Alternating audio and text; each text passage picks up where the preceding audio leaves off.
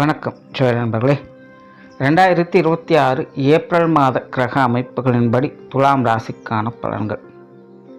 இந்த 2026ஆம் ஆண்டினுடைய ஆரம்ப பகுதிகள் இந்த கூட்டு கிரகத்தினுடைய ஆதிக்கம் அதிகமாக இருக்கும் அப்படின்னு ஏற்கனவே இந்த வருட பலன்கள் எல்லாத்துலையுமே சொல்லியிருந்தேன். அப்படித்தான் இந்த கடந்த 2-3 மாதங்களாக இந்த கூட்டு கிரகங்களுடைய ஆதிக்கம் வலுப்பெற்ற நிலையில் உலகளாவிய விஷயங்கள் ரொம்பவுமே சலசலப்புகளுக்குள்ள உள்ளாயிடுச்சு. அதுலேயும் இந்த மார்ச் மாதமானது கிரகண நிலைகள் இருந்ததுனால போர் மாதிரியான அச்சுறுத்தல்களும் இன்னும் மற்ற விஷயங்கள் கூட ஒரு இன்டெசிஷன் மேக்கிங் அப்படிங்கிற மாதிரி தான் இருந்துகிட்டு இருக்கு. ஆனால் இந்த கிரகண மாற்றங்களால் ஏற்படக்கூடிய விளைவுகள்லாம் எப்படி இருக்கும் அப்படிங்கிறத பற்றி கூட ஏற்கனவே வீடியோலாம் போட்டிருக்கோம். ஆனால் இந்த ஏப்ரல் மாதம் அப்படின்னு பார்த்தோம்னா இந்த கூட்டு கிரகங்களுடைய ஆதிக்கம் அப்படிங்கிறது சற்று விலக ஆரம்பிக்குது. அதாவது முழுவதுமாக விலகிறது இல்லை, பட் இது வரைக்கும் ஒன்றாக இருந்த கிரகங்கள் அப்படிங்கிறது இனி அப்படியே நகர்ந்து விலகி போக ஆரம்பிக்குது. ஆனால் இந்த ஏப்ரல் மாதம் அப்படிங்கிறது கடந்த 2-3 மாதங்கள் இருந்த மாதிரி பெரிய அளவு ஸ்ட்ரெஸ் எல்லாம் இருக்காது. ஓரளவுக்கு எல்லா விஷயங்களுமே ஒரு கம்ஃபர்ட் ஜோனுக்கு வரத்தான் ஆரம்பிக்கும். பட் இன்னும் முழுவதுமாக பெரிய அளவில் கிரகங்கள் விலகலை அப்படிங்கிறதுனால அடிக்கடி ஏதாவது பதட்டம் அடைகிற மாதிரி நியூஸுக்குள்ளே கொடுத்துக்கிட்டு தான் இருப்பாங்க.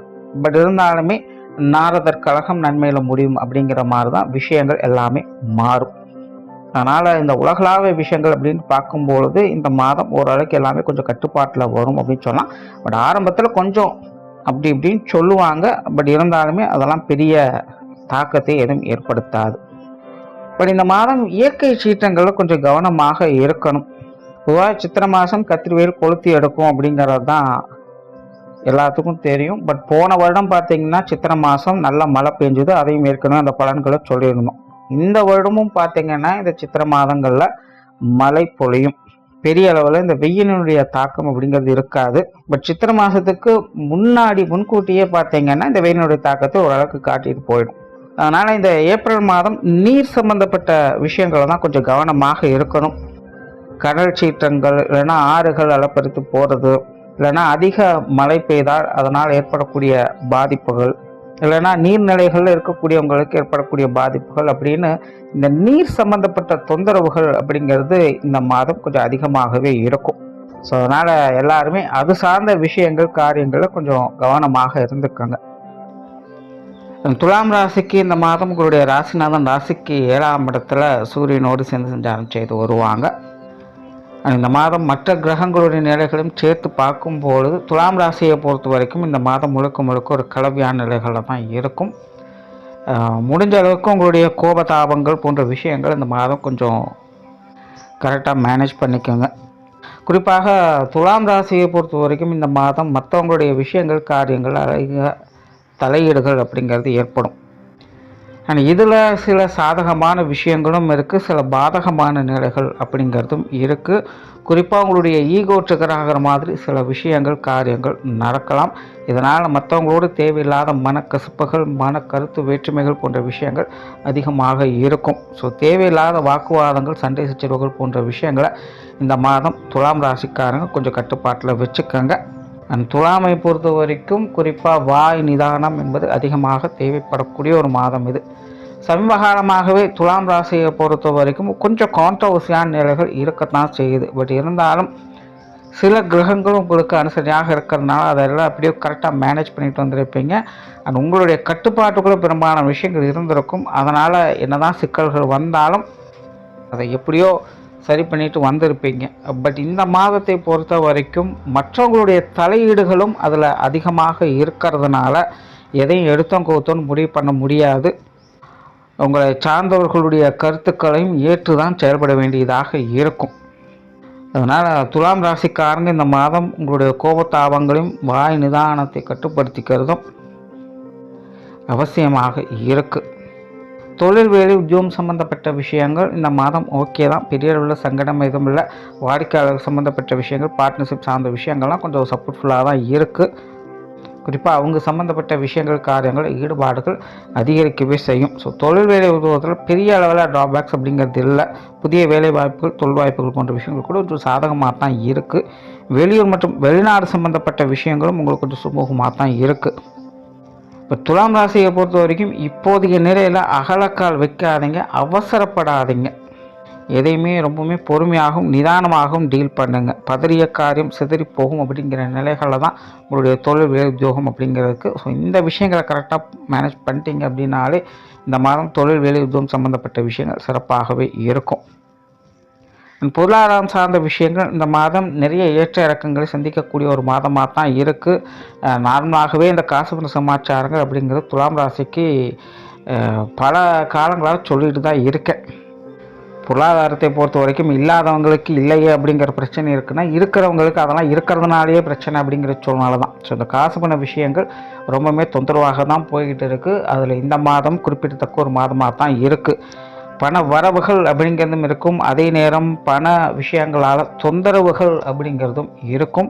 ஸோ இந்த காசு பண விஷயங்கள் அகலக்கால் வைக்காதீங்க. கடன் சார்ந்த விஷயங்களை தேவையில்லாமல் மாட்டிக்கொள்ளாதீங்க.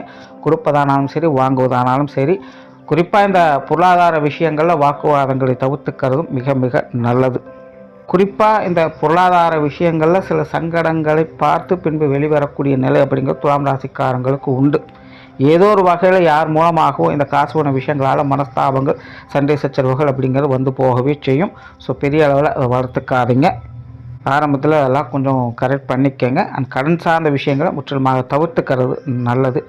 சொத்து சுகங்கள், வாகன ரீதியான விஷயங்களும் கிட்டத்தட்ட அப்படி தான்.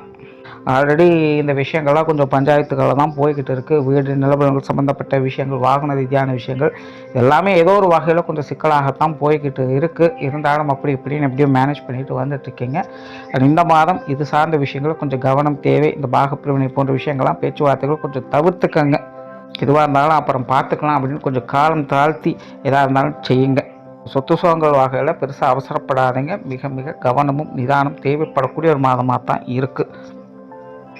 குடும்ப விஷயங்கள், காரியங்கள், வாக்குவாதங்கள் முற்றிலுமாக தவிர்த்துக்குங்க. தேவையில்லாத சண்டை சச்சரவு, மனஸ்தாபங்கள் அப்படிங்கிறது வந்து தீரவே செய்யும். ஸோ குடும்ப உறவுகளுக்குள்ளே சின்ன சின்ன கான்ட்ரவர்சியான விஷயங்கள் தவிர்க்க முடியாததாக இருக்குது. இந்த ஒரு விஷயங்களை கரெக்டாக மேனேஜ் பண்ணிக்கோங்க. மற்றபடி குடும்ப விஷயங்கள், காரியங்கள் சிறப்பாகவே இருக்கும். குடும்பத்துக்குள்ளே கொஞ்சம் விரயங்கள், செலவுகள், அலைச்சல்கள் போன்ற விஷயங்கள் இருக்கும். பட் இருந்தாலும் தேவையின் அடிப்படையில் இந்த விஷயங்கள் இருக்கிறதுனால பெரிய அளவு சங்கடம் இல்லை. ஆனாலும் குடும்ப விஷயங்கள், காரியங்கள் சுமூகமான நிலைகள் இருக்காது அப்படிங்கிறது இங்கே கவனமாக பார்க்கணும். குடும்ப உறவுகளே கூட எப்போ வேணாலும் எப்படி வேணாலும் மாற்றி மாற்றி பேசுவாங்க. ஸோ அதெல்லாம் முழுமையாக எதையுமே நம்பி செயல்பட முடியாத சூழ்நிலைகள் தான் இருக்குது. ஸோ குடும்ப விஷயங்கள், காரியங்களாகட்டும், குடும்ப உறவுகள் சம்மந்தப்பட்ட விஷயங்களாகட்டும் கொஞ்சம் இதாக எடுத்து செயல்படுங்க. குறிப்பாக இது எல்லாமே இந்த பேச்சுவார்த்தைகள் விஷயங்கள் கான்ட்ரவர்சி ஆகாமல் பார்த்துக்கிறது நல்லது.